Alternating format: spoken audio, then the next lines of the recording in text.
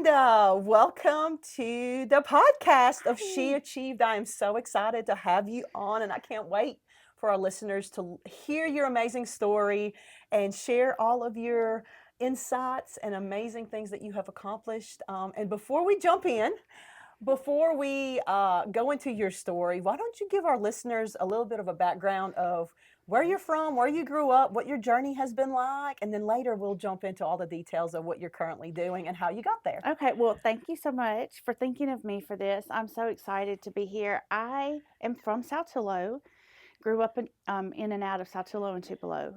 A lot of the things that I did growing up went to church in Tupelo, so it was kind of like one place for me growing up. I went to college at Mississippi State first for my undergrad degree, and I taught in the Tupelo Public School Districts for 11 years. Oh, wow. So Yeah, did you go to state for teaching, teaching right? for Okay. elementary ed, and then I got a master's in curriculum instruction and assessment, and then I got a specialist degree in educational leadership with a concentration in principalship and administration. So it's kind of my educational background. I taught first grade and third grade off, like both of those kind of overlapped a little bit, but I did that general education classroom for 6 years, and then I taught visual art for 7 years. So is that what you thought you would do for the rest of your life? Coming out of college, I thought I wanted to be a principal. I knew I needed to teach for a little while, and I was really on that path for a long, long time. Even when I transitioned from the regular classroom into the art classroom, I was still trying to find a way to be a principal, and I thought having that bigger picture and doing arts integration and working with the Arts Commission on some projects with the school, like their Whole Schools initiative, I thought that would help me like transition into principalship easily. And it might have, except that the stars aligned in a different way and ended Well, up let's talk going, about yeah. that. So you are super creative, and I love your vibrant personality and Oh, who you are as an artist and an entrepreneur. So let's talk about that. Let's dig a little deeper and tell us about that. definitely thought I was going to be a principal forever, and didn't end up being a principal at all. But I never thought I would be an entrepreneur. Like that word never even entered my vocabulary about myself until maybe like 2 years ago. I never even thought of myself as that. So, but I am creative. I started a blog when I started teaching art because I had been in a school that was like a model school for doing all kinds of art stuff. And then I went to a school that was just starting to do like their arts programming and their arts integration programming. And I was so excited to be able to like start something, and I wanted to share like what was going on in my classroom with other teachers because I was blown away watching these kids be creative and how I could see a change in them over time, and I just wanted to share what I was doing. And so I started Party in the Art Room as a blog, and it was a long time ago. And I didn't even put my name on it because I didn't know if it was like allowed for me to be a teacher and have a blog. This was how long ago it was. Do you remember the year that you started it? Oh, probably like 2009, Oh, wow. maybe. Okay. Maybe that was a bad guess, Yeah. but it was a long time ago. Yeah. Um, a lot of people didn't have blogs. There weren't a lot of art teacher blogs, especially. So then we had this meeting with all the art teachers, and like my BFF art teacher at another school said, "I found this blog, y'all. I want to tell y'all about it." And I was like, "That's my blog. That's me." They were like, "Why is your name not on it?" And I said, "I don't know."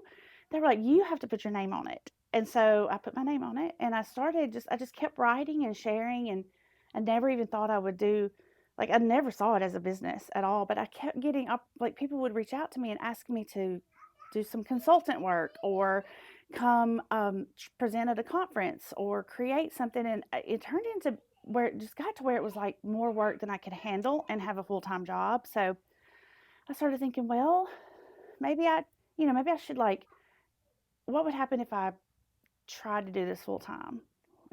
That question kind of started popping up, and I had um, a baby, and then I had another baby, and I was like, it'd be nice to have some more time. And at the point where the oldest one had 1 year left before going to kindergarten, I was like, I just want to be home with her. And so I Oh. was like, well, let's just dive in, see what happens. And So Here let we me ask are. you this. How long do you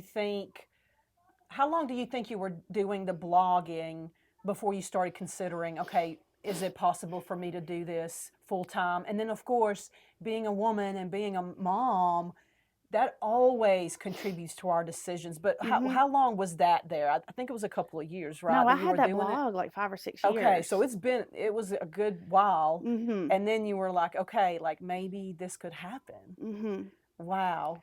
Okay, well, let's dive even deeper. So then you were like, okay, baby's about to go to school. Mama may have some more time to do this. I've been doing this for 5 or 6 years. It's been successful. It's getting huge.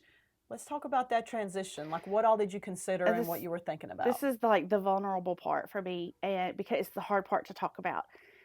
Um, for one thing, I was only able to do this blog and stuff outside of school time. So in the summer, like during the Christmas break, and it just was that was not enough time to make it all happen. It was just too much. So um, the last year that I was teaching, I just started off the year really didn't think that it was going to be my last year in the classroom, but it would just just kept like barreling forward in time, and little things kept happening like what me realizing Willow was going to kindergarten in 1 year, and um, I ended up getting sick in January of that school year. So I had started thinking, maybe I could do this.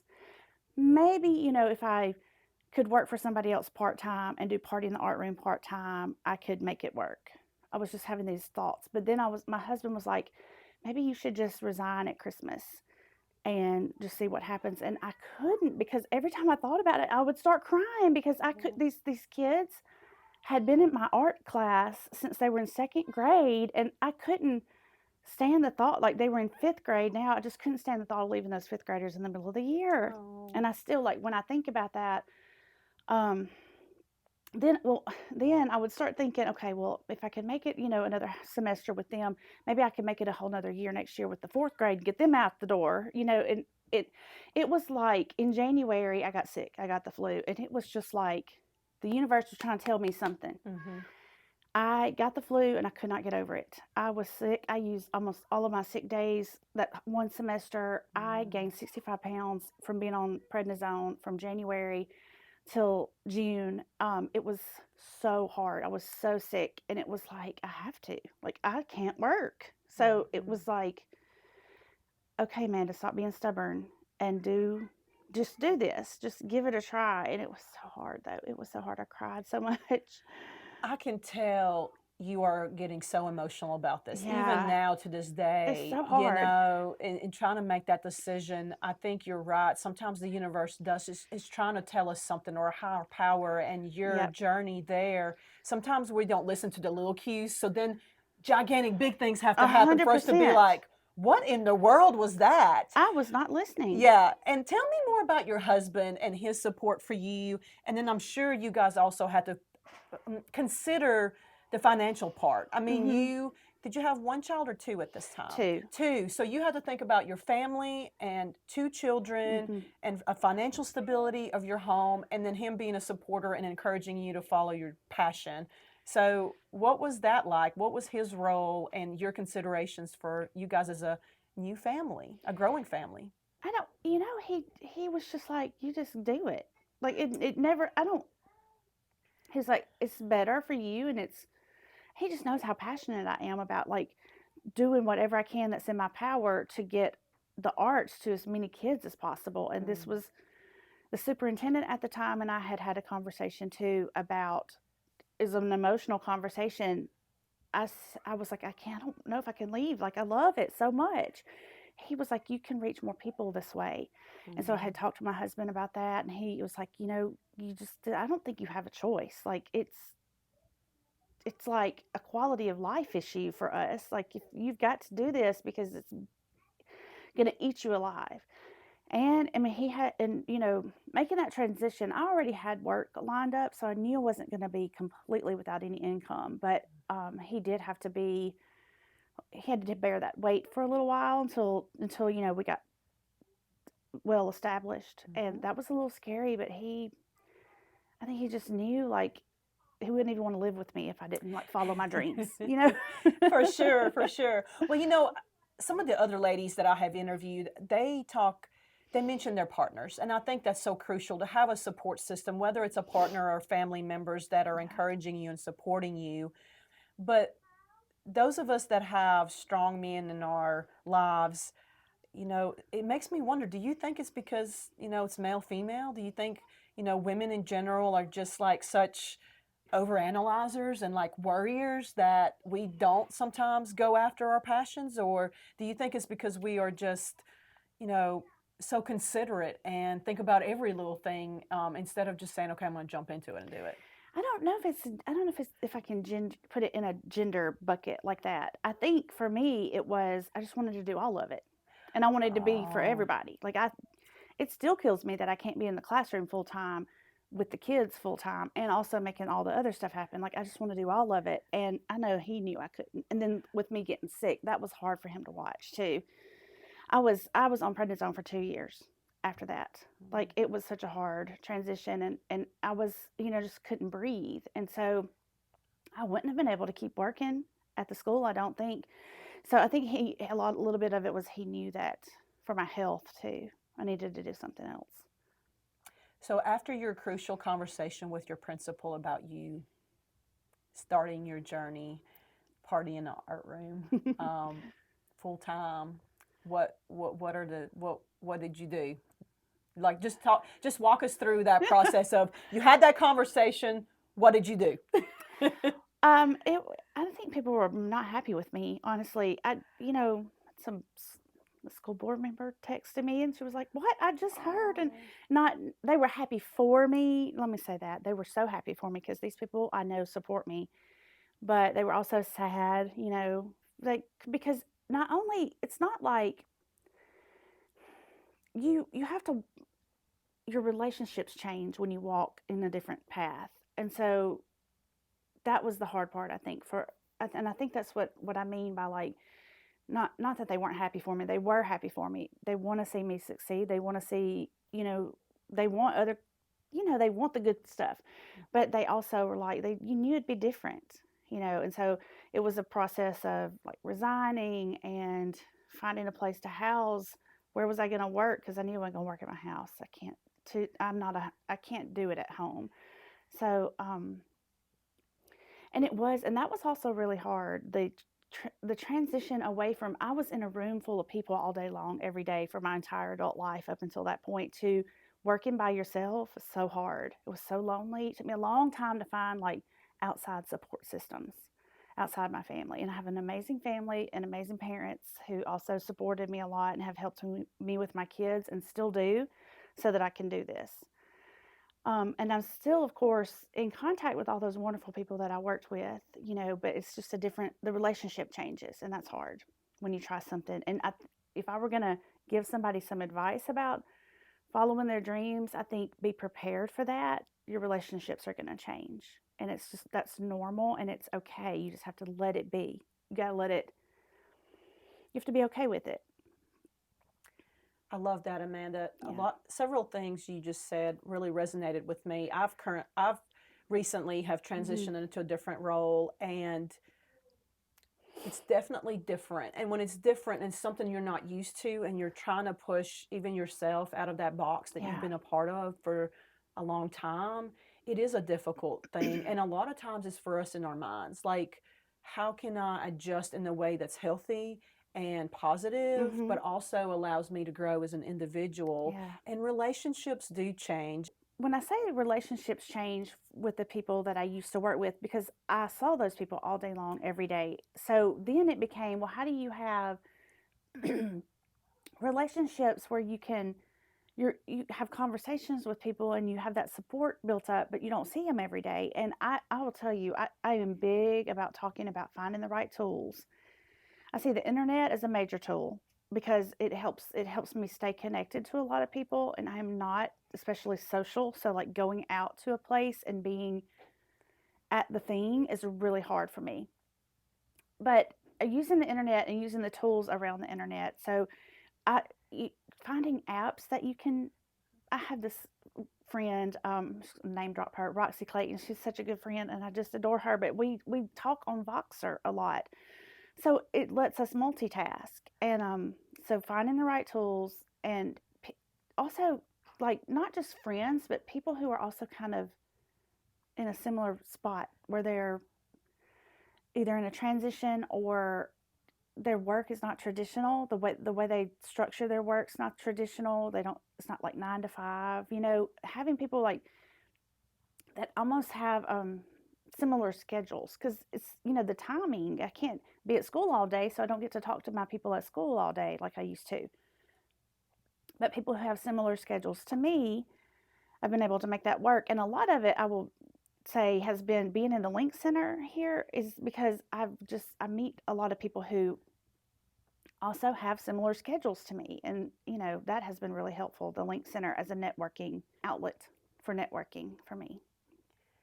How do you, outside of the Link Center, how have you been able to establish those relationships? You mentioned Roxy. Mm-hmm. How do you find those relationships if they're not readily available and you feel like you're alone? I'm just thinking at it from a perspective of giving somebody advice, because you have already alluded to that you're an introvert. And so, how do you push yourself to the next level, or how do you become available for that connection to happen? That's a really good question. I don't know if I know the answer, but I think for me, I've connected with people around the arts and through around nonprofit work. So we're all coming together for a cause in a way, and a lot of those people, that's how I've kind of met Roxy and made friends with her, coming together for those arts experiences that we're trying to do locally, like that, and having that connection to the community through the arts. And I think also just being willing to use tools, use the internet, be online, text, because you can it can kind of build. I mean, you might just have a friend that you're just texting a little here and there, and I really think that's how Roxy and I got started, really getting to know each other. Text, you talk every now and then, and maybe have lunch with, and then it's low risk if it's just you and one other person having lunch. It's not not a lot of people there, and you can build off of that over time. But also, you have to make myself go to things. I just have to do it. I don't like it. I like it once I get there. It's the lead up to it that's it's so hard for me. But once I get there, like the luncheon that we had the other day, I loved it. I love it. It's just really hard to make myself. But yeah, you've got to go to things. I'm so glad you brought that up, Amanda, because intentionality is something that I strongly am an advocate of. And you have to go beyond of what you feel like in your cocoon and your box, is what I also say a lot. But intentionality, and where do you want to go, that vision of what you're trying to accomplish, and establishing those next steps, and being very diligent about having those opportunities. Like you mentioned the luncheon, if there's someone in your community that, you want to reach out to, and you feel like you could either contribute to, or you'd like to know, people are very open. Mm-hmm. People are very flattered when you're like, hey, can you help me with something? Or are you willing to meet with me and have coffee, or, a lunch? And that, you never know where that's going to lead. It's not going to work every time. People are on their own schedules, on their own paths, but that is so important to keep in mind as you go through your journey and your transition. Especially, you have to find those outlets and those people that you can connect with, but then it can snowball into, a relationship, a friendship, even like you have established. So that's so important. I think it would be really easy for me to come here and go home, and that's it. But there's something inside me that wants to do things for the community. Because my business is online and I work on a global or national scale a lot, I don't market locally. So I think it'd be real easy for me to disconnect from the community, but I don't want to do that, because it matters so much to me that we keep this community artful and a place where it's great for families and kids. And I think that is why I make myself go to things, because that matters to me. Yeah. I love that. Well, it's part of your identity Yeah. and your passion. So you're already passionate, and you were able to really turn your passion into something that Mm-hmm. helps you pay the bills, so to Yeah. speak, and you have a lot of fun doing it, but you also believe in it to where you want to invest in the community. Yeah. Because frankly, that's what it's all about. It's about investing into our community, our future generations, your kids, and our community's kids, and Mm-hmm. to keep that going. And it's so important. So many people don't realize how much arts really have on the development of children, and how critical it is for them to be creative and to flourish in those different settings that are not just test, test, test, learn, learn, learn. Yeah. It's talk more on that if you know, because I don't know. I'm the It's about the whole yeah. child. Like, you're not a test score. None of us are a test score. We are a whole, and like, to be the art, we have to have the arts to make us whole. And my definition of what makes arts is very liberal and broad. Like, anything where creativity lives is art. So it's not just dance, music, visual art. It's a theater. It's like comedy or cooking and like landscaping. There's creativity to all of that, and kids have got to have it. Like, you need it. It's a quality of life issue. Yeah.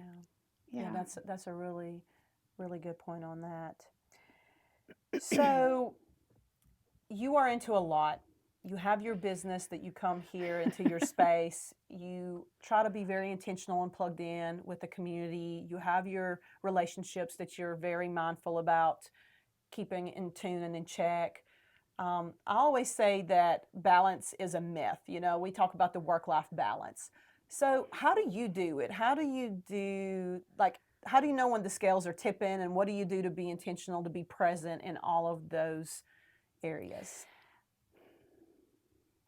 I've been thinking about a lot about this lately. I've been presenting in a lot of other states about educational leadership through the arts this year.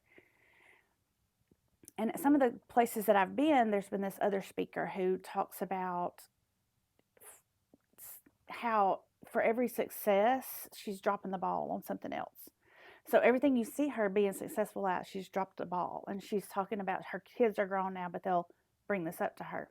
So I've been thinking about that concept of, you see me being successful and doing all these things, but then I'm dropping the ball on something else. I've been thinking about that, but then I have another friend here in the community, Melanie Dees, who keeps reminding me some balls bounce. And I think that's how we keep balance, is like, we have to listen to our intuition and know that we can let some balls bounce while some have to stay in the air right now. And it's so that then it becomes all about timing. Do I need to work on this project now? Is the timing right? I ask myself that question all the time, and I talk about timing all the time. And when the scale starts to tip, I start to feel myself like not wanting to go do things. I want to like retreat. I don't want to go to a board meeting, or I don't want to show up for this lunch or this whatever thing there is to do, and I don't want to go to a school and consult that day. I catch myself like wanting to be more introverted, and when I feel that coming on, I'm like, okay, it's time for me to do something different. Maybe I need to let a ball bounce while I take care of a ball that's still in the air. I just love that concept of some balls bounce. Well, you've already mentioned that you want to try to do everything. Yeah, I do. But you really can't do everything. You And can, I but you love can, that advice. but you can let some balls bounce. You That's can't do right. everything, but you can let some balls bounce. But also knowing when there's momentum in something, and being able to like ride that wave on out. I don't think that comes naturally, because I don't think we have been taught to listen to our intuition. And I've been working on that for years now, trying to listen to my gut more, because it's almost never wrong. Like, I should listen to it more. And I don't know why we're not teaching our girls more about, or just people in general, just to listen to that intuition. Not just girls, but everybody. When you can start to do that and be intentional, like you brought up intentionality earlier, being intentional about listening to my intuition and being able to go just ask myself questions about, what is it that I want? Is this going to serve my purposes? And does this fit in with my values? And should I ride this wave when there's momentum built up? That's how I know that timing is right, and that is that is that is the way that I maintain balance, because I know that, I mean, we homeschool, so I have a lot going on, and I have to be there for my kids. I have to take care of a lot of stuff, and I really have to listen to my gut about all of it. I love that, Amanda. While you were speaking about that, it made me think, do more of what you love. Recently, when I listen to podcasts and pick up some little tidbits here and there, that's some of the things that a lot of motivational speakers talk about. They talk about your intuition, listening to your gut, really following what your passion is. And when you stop following that passion or stop doing other things that are distractions, that's when it becomes a burden, and that's when it becomes not fun, and that's when we get overwhelmed, Yeah. stressed out, and we're really derailed from our focus. And what you just said so beautifully is that sometimes if you just follow who you are and your inner self, you'll get back on track and you'll know what project to focus on, what you're supposed to be doing. It's not to say you're not there for your family, you're taking care of all of that, but you have to center yourself to be able to, accomplish and do what you were really put on this earth to do. Because I feel like we all have that light and that calling. And if when we don't follow it, that's when I think issues start happening. I do too. And there's that saying that people will throw out there about, if you love what you do, you'll never work a day in your Yeah. life. And I get it. I understand that there's well meaning, that people mean well. But it's work focused. It's like, that's the point. The work is the point to that. And I don't think work is the point. I think living my life is the point. And I decided a long time ago that I didn't want to work on everybody else's schedule, that I wanted to be able to be in charge of the schedule. And so then it's not about the work, it's about doing the things that make me happy. And my mom will say, you work too much. And I'm like, but I really don't. I just don't work I'm not working 9 to 5. You may see me working at 10 o'clock at night, but that might mean that I took my kids to the museum that day. And so I don't work all the time, but I managed to get it all done. So, with that in mind, what advice would you give to women that are considering maybe pivoting and doing something different, but they're scared to? They're not really following their intuition and they're scared to do it. You're going to have to get comfortable being uncomfortable. Oh, I love that. You're going to have to be scared, because it's scary. Nothing changes if it's not scary. If it's not scary, it's like, if it was easy, it would be the same thing all the time. That's the easy part. The status quo is easy. So growth is uncomfortable, change is uncomfortable, uncertainty is uncomfortable. It's all uncomfortable, but it's about, focus on the change and know you're going to be uncomfortable. Let's talk about what Party in the Art Room is. Like, what do you do? What does that look like? And talk about your daily schedule. It's so hard to talk about because it's so hard to explain. Party in the Art Room it's an online resource for art teachers and general education teachers who want to use art in their classroom. So arts integration. Everything that I do it can be done in the visual art classroom, or any teacher could take it and run with it. So I do a lot of math and ELA stuff too. But the name Party in the Art Room came from when 100 years ago, when I started it, I was like, I'm just ready to see the joy brought back to teaching and learning. And I couldn't think of anything more joyful than a party. So I called it that. And I remember somebody one time made fun of me, and they were like, is it a party in the art room today? And I was like, yes, it is, as a matter of fact. But it's an online resource. There's a blog. I have a store for teaching resources, but I also go to schools. And I can come to your school as a teaching artist. Everything kind of falls under that umbrella, though, of Party in the Art Room. And I love going to schools. I went to a school last week, and we did artful literacy centers. So I set up a bunch of centers where they could teach the teachers how to do their spelling words with art materials.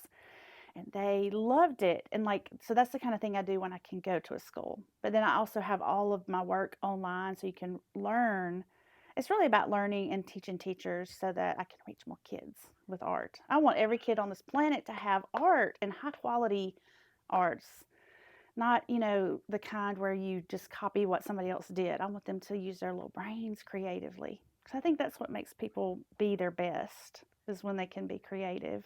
That is so inspiring. I Oh, love that, Amanda. I remember when you were doing your blog. I don't think you were doing everything that you're doing at this time. And I believe that's when we met. And mm-hmm. you're always a teacher at heart and you're such a giver. Oh, You were doing a how to create your blog because you're right. Back then, blogs were just yeah. coming on the scene. They were becoming the hot thing. Everybody wanted to do it. And so you did an entire class for the community on how to start your own blog. And you were encouraging, again, like I feel like that's your inner self. You were like, follow who you are. Everyone has something to share. Everyone can learn. And so I just love that. And it's amazing to see how that has transitioned into what you're doing now and all of the amazing things that you're able to accomplish and all of the children that you're able to touch, whether directly or indirectly. It blows my mind. Oh, Like, it's really cool. I had almost forgotten about that session that we did. We did that at downtown, and it was several years ago. I think it was about the time that I transitioned out of the classroom. And since then, I have learned how to like track my traffic online and tell where people live who have bought art resources from me. And there have been teachers on every continent except Antarctica have used Party in the Art Room resources. And I can't, that just, that seems unreal. But like that was the goal when I started, It's you so know? cool. It's so cool. How do you continue staying motivated to do what you do? I know you talked about the children, and I can tell they're your drive, but we also have bad days. Like, what keeps you going on the bad days, and what do you advise for those that are kind of sometimes stuck in a rut? Oh, that's a hard question. You ask hard questions. Sometimes I just have to take a minute. I mean, you just have to, and that is hard. I think when you work around a lot of people all day long, it's hard to get a minute. But I'm luckily in a place where I can have a minute. If I just need a quiet reset, I'll go paint something, or I'll go like get the clay out and build something. Like I'll just go right back to the art, and it resets me.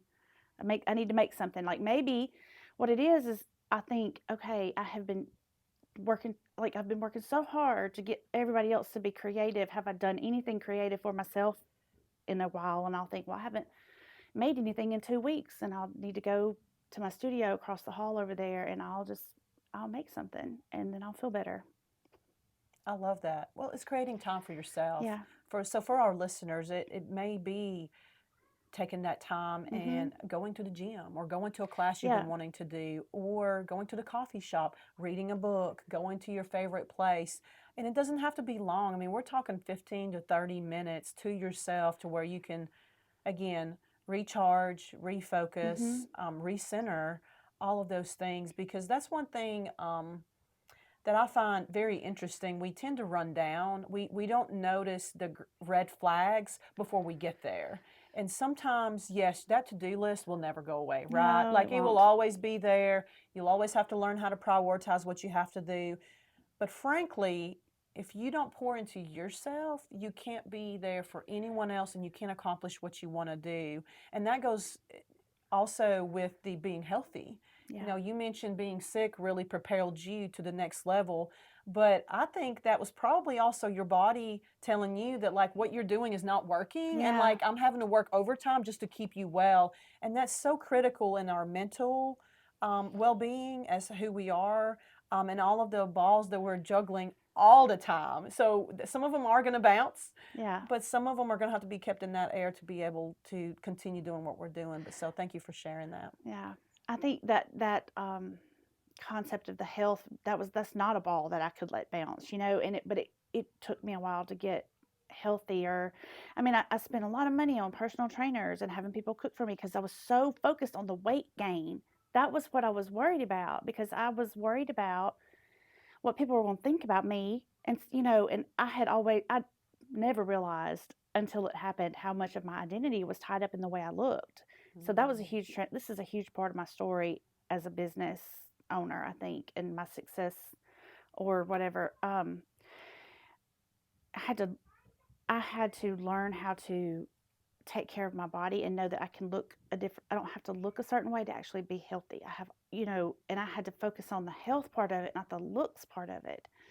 That was huge for me. That was a huge transition. It was a huge like growth area for me. Like I'm so much stronger and I was so much more empathetic with people and with myself.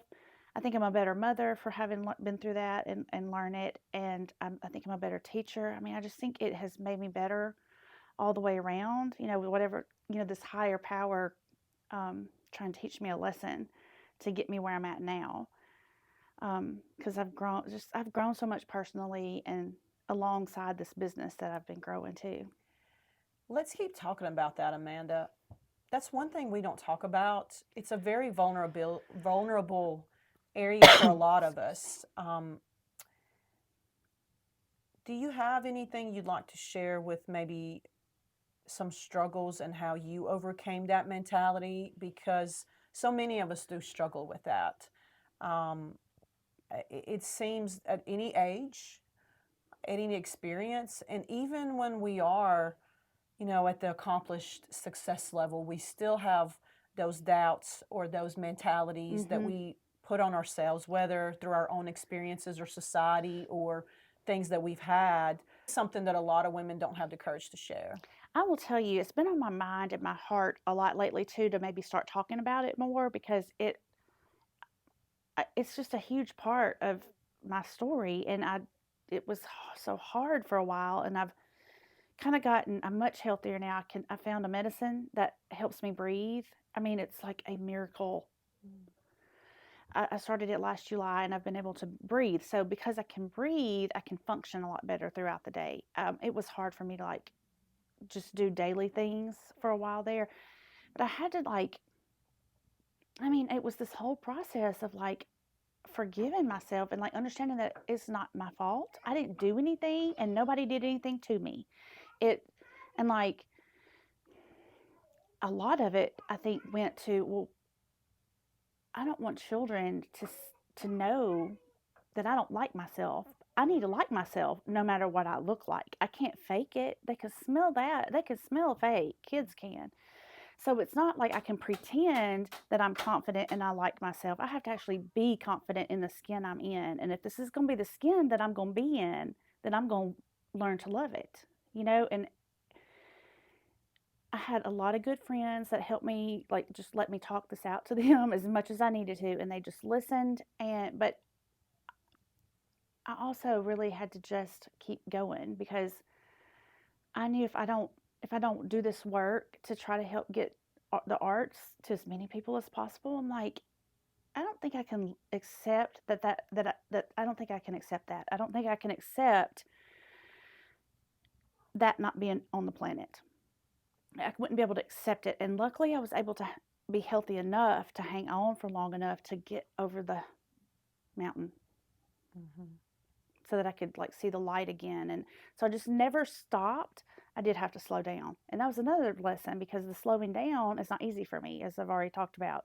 Not being able to do everything all at once is not something that I don't I don't accept that well. So I had to learn. I learned. I had to learn to do that too. Our identity is not in our body shape or what society says that women should be. It's so difficult right now with women with social media and what's being projected. And we don't need one more reason to not believe in ourselves or feel like Yeah. we have shortcomings. And so many of us, myself included, get wrapped up in that because it's really hard not to. And then when you start putting yourself out there, you're really exposing your true self. That's difficult all within itself. You don't need one more thing to make you feel less than. Mm-mm. And so many of us allow that. Now it's hard. I'm not going to sugarcoat it and say Mm-mm. it's not, but there is something beautiful about having the realization that like I am enough the way I am. I'm doing the best I can. And yes, you have to love yourself before you can really love anybody else and give back in a way that's healthy. And it's going to look different for everybody. But Mm-hmm. you're right, we don't talk about that. And how do we expect our daughters, frankly, those of us that have daughters, to lead that on because we're the biggest example. And if we say one thing but do another, which one do you think speaks louder? I know, and They see it. that was one thing about my students. I mean, I learned so much about human beings from teaching, and like that made me a better mother too, because I could understand my own children so much better because I had those experiences. I think it again, it's all contextual and everybody's different, but for me, I remember thinking, if these if I don't like, I have to genuinely like all these kids. I can't not like any of them. I'm going to learn to like every last one of them and see the good in them, because if I don't, they will know, because it's not authentic. They can spot a fake.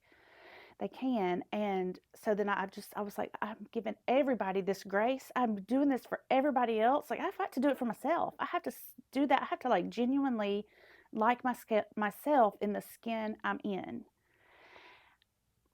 And I do like, but it was I had to like tell myself, there was just the years process of telling myself that every day, like, I'm going to do this. I'm going to get to this spot, because I can look at everybody else and feel that way. I can look at myself and feel that way too. And then I also really believe that if I don't, everybody will know. I mean, because I am online, I'm all over the place, and I'm so introverted, but then all of my, put myself out there online all the time. But I think people can tell. And it's important to me to be authentic I think you're right. I think people can tell. and And it's transparent. I've always valued that. transparent and authentic. Yeah. And I think you project that very well. And Oh, I love thank it. you. Love it, love it. So, what are your future goals and aspirations? And what's next? And what are you doing today to get there? So many things, as there's a poster in here that y'all can't see, but we can see, that says "Dreaming Big." I just stay in La La Land. I think I was probably one of those kids that the teacher said she lives in La La Land. But I think I'm always thinking of new ideas, and then I have to sift through and figure out which ones I want to do, or which one is the right timing for. I might have the seed of an idea on one, in like on the bottom layer, and then another idea that I just have worked on and sprinkled a little bit of soil on, and then the next idea that I'm like really just trying to shine my light on and get it to grow right now. And then maybe once it's grown and it's living on its own, it doesn't need me as much, then I can move on to the next one. I just try to look at it like that. But I've always, I started this thing called Artful Literacy Centers. It's a program I've written to, I think we were talking about that a minute ago, that I would love to see that in more classrooms, because a lot of times when we talk about arts integration, I think it's intimidating to teachers because it feels like a really big daunting thing. But I mean, you can integrate the tiniest little bits of art into a spelling center, and it be really impactful, and you are addressing the needs of the whole child, which is a huge thing for me, the whole child. I talk about that all the time. So I really want to start working on building that program up more. I've taken it to a school. I want to take it to more schools, and I'm hoping a book. I really want to write a book around that and get that into some other states. I've been presenting in several different states. I got to go to Las Vegas in February. I'm going to Ohio in May, just about educational leadership through the arts, and how educational leaders should be artful leaders too. Like, I think principals and administrators sometimes don't think of themselves as artful, and they're like, well, I can support the arts in my school, but they need to be artful leaders. And so I have this whole program around that, where I've been speaking and I've written some articles, and I'm hoping to kind of write a book around that too. So I guess the short answer is I want to write some books. That's my next step. That's so exciting. We Yeah. can't wait to see what those books look like. If you could tell one thing to your younger self, what advice would you give? So how young? Let's say back in high school, because High that school. is when we're really starting, I think, to figure out who we are. Younger, if it makes sense, but definitely high school, because that's a really pivotal time for a lot of ladies Yeah. in general, because you're trying, to figure out life and I think that how do I put this in the words of it, in so that it sounds nice and neat. You're different, and that's okay. You're not supposed to be the same as everybody else. It's so hard when you're young. Like, I don't know why we think we have to like step in line and be like all the other girls. And I know that I'm different. I wasn't like all the other girls, and I knew it. And then I tried to suppress that, and it hurt, and it was hard. And I think probably everybody was feeling that. So I would like to tell that to everybody, but to myself for sure, like, let your differences be your strengths. So embrace your uniqueness. Yeah. I love it. It's fantastic. Yeah. This has been such a joy. I am so grateful for this opportunity to come in here and chat with you today, learn more about your story, and get all of your insights. I really can't wait to see what the future holds for you. Oh, thank you so much. I enjoyed it. Thanks, Amanda. Thank you.